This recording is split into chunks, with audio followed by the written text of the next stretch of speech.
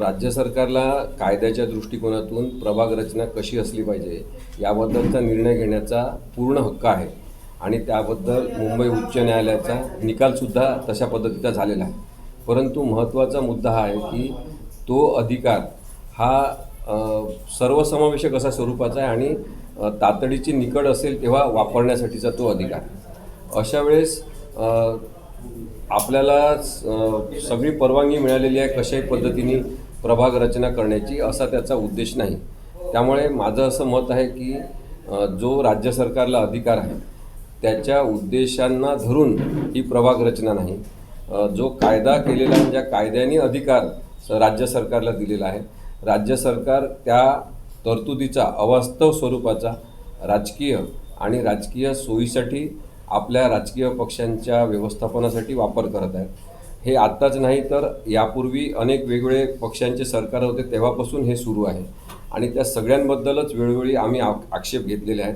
परंतु यावेळेस हा पुणे महानगरपालिकेचा शहरी स्थानिक स्वराज्य संस्थांचा प्रभाग पद्धतीचा अभ्यास अशी एक केस स्टडी आपण केलेली आहे आणि त्याच्यामध्ये सगळ्यांसाठीच प्रातिनिधिक स्वरूपात ज्या अडचणी येणार आहेत त्याची मांडणीसुद्धा करण्यात आलेली आहे. प्रभाग पद्धती ही चुकीची आहे. एक मतदार आणि त्याला एक मताचा अधिकार आणि त्यांनी एकच उमेदवार नगरसेवक म्हणून निवडून देणं ही लोकशाहीची पद्धती आमदार, खासदार आणि बाकी सगळ्या निवडणुकांमध्ये जर असेल तर नगरसेवक निवडण्याच्या प्रक्रियेमध्ये सुद्धा एक मत आणि एक उमेदवार निवडून देणं अशीच पद्धत असली पाहिजे. ती लोकशाहीला धरून ठरेल असं माझं मत आहे. राजकीय फायद्यासाठी राजकीय पक्ष याचा वापर करतात हे नाकारता येत नाही, तर ते सिद्ध कसं करायचं की हे स्वतःच्या राजकीय फायद्यासाठी करत आहेत? प्रत्येक गोष्टी आपल्याला सिद्ध करता येत नाही बरेचदा आणि त्याचाच गैरफायदा राजकीय लोक घेत असतात.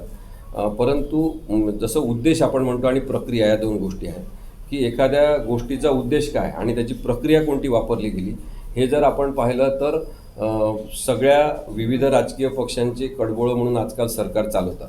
मग त्याच्यामध्ये सगळ्या राजकीय पक्षांची सोय झाली पाहिजे.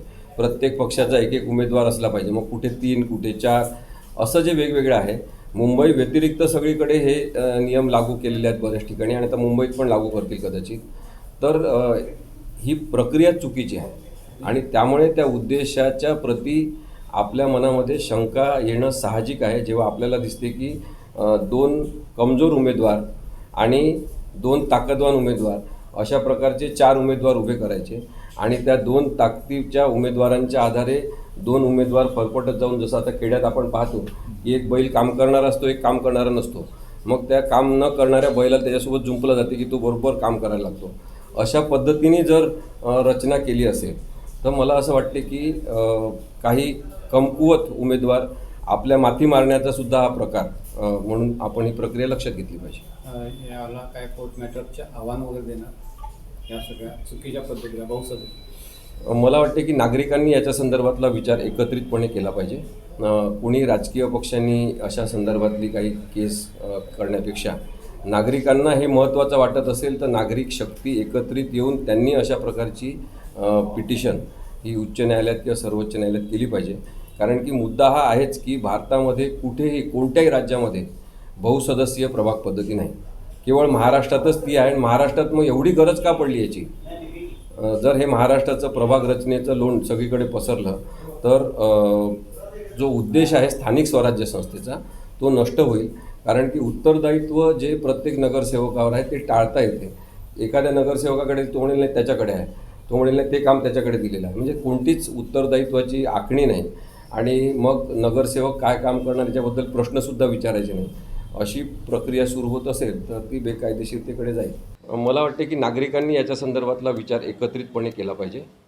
कुणी राजकीय पक्षांनी अशा संदर्भातली काही केस करण्यापेक्षा नागरिकांना हे महत्त्वाचं वाटत असेल तर नागरिक शक्ती एकत्रित येऊन त्यांनी अशा प्रकारची पिटिशन ही उच्च न्यायालयात किंवा सर्वोच्च न्यायालयात केली पाहिजे. कारण की मुद्दा हा आहेच की भारतामध्ये कुठेही कोणत्याही राज्यामध्ये बहुसदस्यीय प्रभाग पद्धती नाही. केवळ महाराष्ट्रातच ती आहे आणि महाराष्ट्रात मग एवढी गरज का पडली याची? जर हे महाराष्ट्राचं प्रभाग रचनेचं लोण सगळीकडे पसरलं तर जो उद्देश आहे स्थानिक स्वराज्य संस्थेचा तो नष्ट होईल.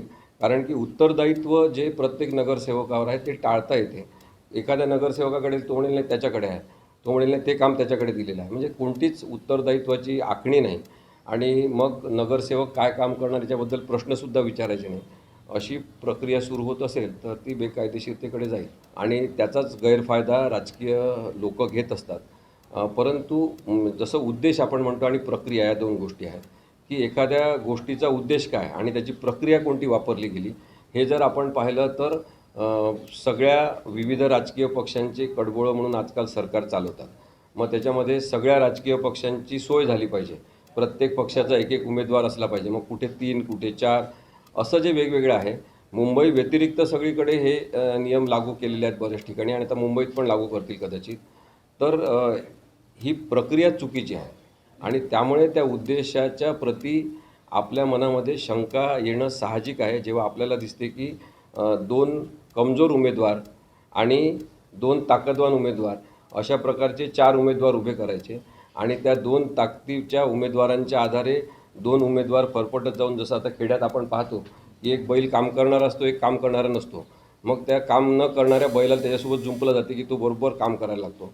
अशा पद्धतीने जर रचना केली असेल तर मला असं वाटते की काही कमकुवत उमेदवार आपल्या माथी मारण्याचा सुद्धा हा प्रकार म्हणून आपण ही प्रक्रिया लक्षात घेतली पाहिजे.